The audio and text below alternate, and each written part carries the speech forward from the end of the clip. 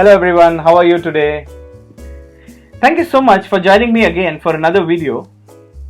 Today I want to address this topic wherein we try to identify how do we select the most suitable tablet. Now why we are talking about tablet? This is because recently we saw a renewed interest in the tablet market space from Microsoft, Samsung and Huawei competing very closely with iPads with their products such as Surface Go 2, Tab S6 Lite and Matepad. I did a recent market assessment analysis on it. Check out the link below, wherein I showed the point of view that tablet industry is opening up for a revolution, where tablet is no longer just a media consumption device but can also be used as a productivity tool. So coming back to the topic, how do we select the most suitable tablet? Let's try to see how well we can answer this question. Now, in order for us to answer this question, we need to further consider three more important questions. A. What are the options? What factors do I consider?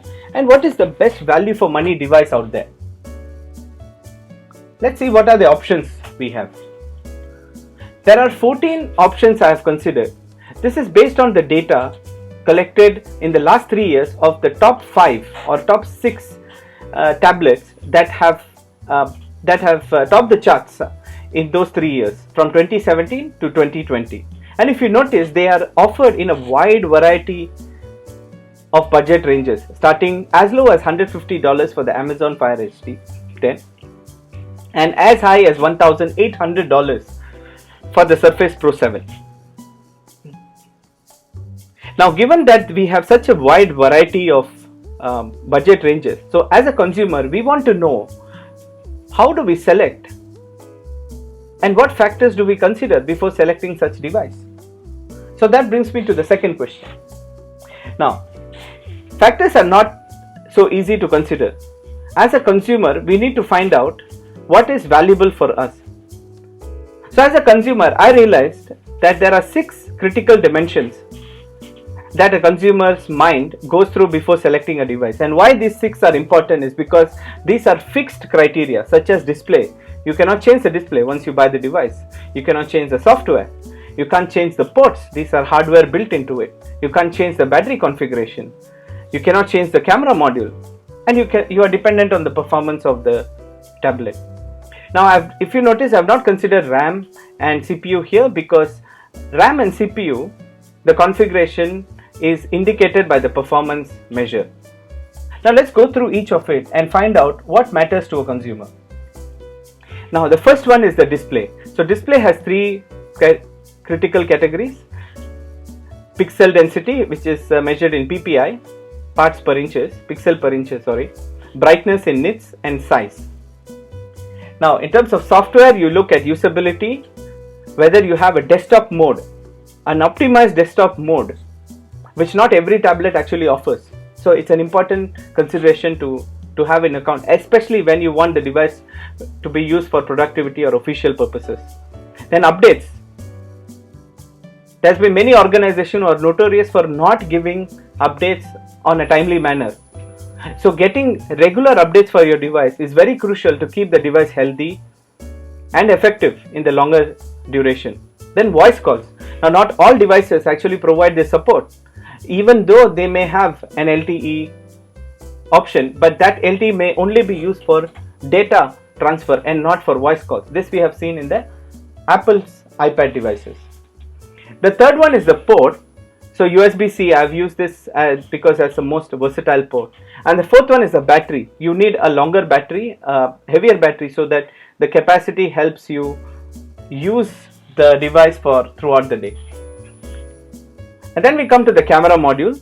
Now, not necessarily going around and then trying to take picture outside, but you at least need a decent camera, a selfie camera, to make sure you can attend conference calls, Skype, and have communication with your colleagues or friends in a reasonably good quality video. And secondly, the second main camera should also be important because you want to take scans of documents, maybe official documents, and do sign off certain contracts if necessary. Do annotation of PDF, for example, after that once you scan. So camera is important. And finally, the most important criteria is the performance. Now for performance, I have looked at data from the Geekbench 5 browser. Check out the link below for it as well. All my sources, I have highlighted what are the links where I have collected this data.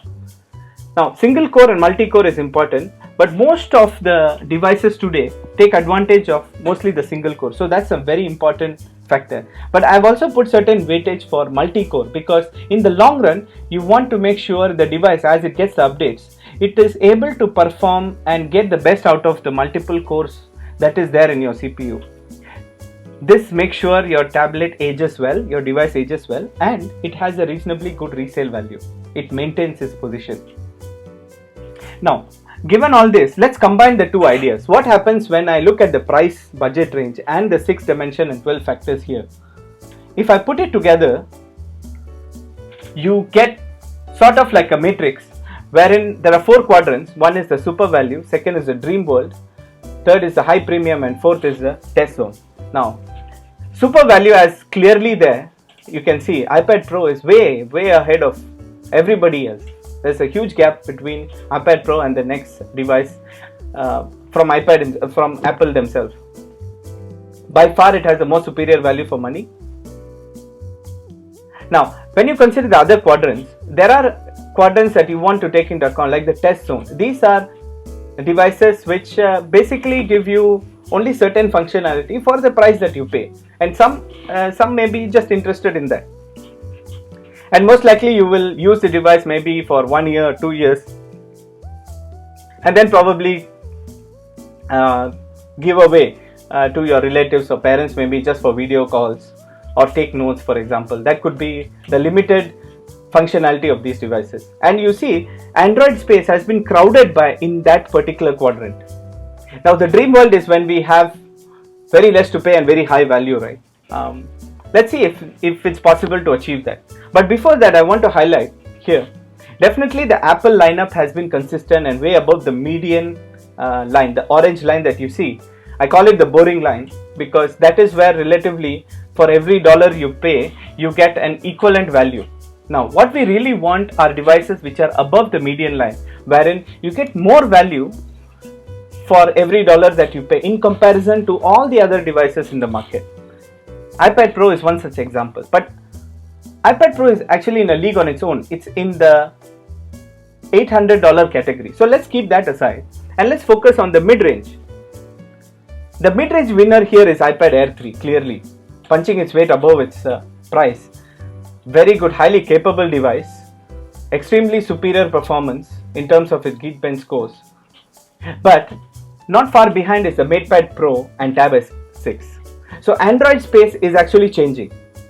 It seems that Android players such as Huawei and Samsung seem to have found the holy grail here on what should be the right performing tablet and what features they need to take into account. Now, given this point of view, let's see what should be the features of an ideal high value or good value tablet, and what could be the right price that it can command. Now, in that idea, the blueprint for such a tablet would be looking at a display which is at least 10.5 inch, 267 ppi, 500 nits of brightness, software and Android with a desktop optimized support, a port which is USB-C 3.1, highly versatile port, where it's a Swiss Army knife port, where you can get 3 main functionality: power delivery, data capability, and video out. Definitely battery of about 8000 milliamp hours, a camera module of 13 megapixel main and 8 megapixel selfie, and finally a single core performance of 1112 and multi-core of 2900, about in that range. It's actually in the range of iPad Air 3 and iPad Pro. Now, as we have seen, Matepad Pro and Tab S6 have come very close to this. So what will be the price range that we are looking at? It's about $550 to $650. That is the price range we are looking at. Now, given this, let's use this blueprint and put it in our model we just discussed earlier. The blueprint falls just above in the model. So why I have deliberately chosen this is because I want more value out of the dollar I pay. So this particular blueprint will be priced higher than iPad Air 3, but will provide more functionality than an iPad Air 3. than Matepad Pro and Tab S6. But having said that, I've also drawn a circumference around it of about 5% margin in all the features and see which devices fall in today's effort, which devices fall in that circle.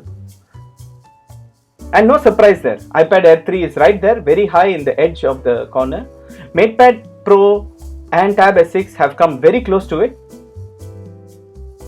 Now, just a caution there with Matepad Pro. Now, Matepad Pro has been handicapped because it doesn't have the GMS or Google Mobile Services, and therefore its growth has been a little bit stunted due to the ban on Huawei's products. But Samsung seems to have a very good opportunity here. Maybe in the next iteration, if they can rally the performance of Tab X and keep the price range as it is today, they might get very close to the blueprint. So what are my final recommendations here? First and foremost, maybe if somebody is out there in the market looking for a tablet and you are agnostic about whether it should be iOS or Android, I think the chosen tablet would be iPad Air 3 for the budget. It gives more value than what you spend on it. Of course, you can always go for iPad Pro, but that's an expensive, that's in the premium category.